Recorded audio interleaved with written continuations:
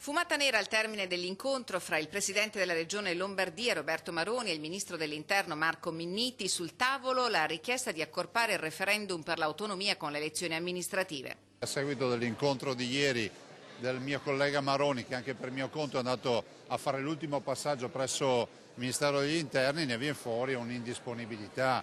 Adesso ho l'impressione che assisteremo a un via vai di lettere, di attendismi o quant'altro. Noi andiamo avanti, punto e basta.